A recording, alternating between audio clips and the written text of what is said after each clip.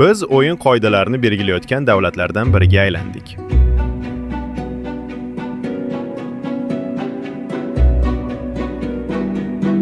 E'tibor bersangiz, avvallari bitta ikkita iqtidorga ishonib qolgan bo'lsak, bugun butunlay boshqa manzarani ko'ryapmiz.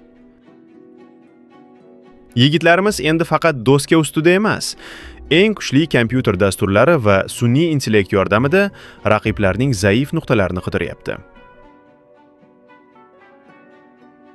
Hozirgi o'zbek maktabida ko'r-ko'rona tavakkalga joy yo'q. Faqat sovuq hisob, temir intizom va psixologik barqarorlik. Bizning shaxmatda endi balandparvoz gaplarga ehtiyoj yo'q. Hamma narsani taxtadagi natija hal qilyapti.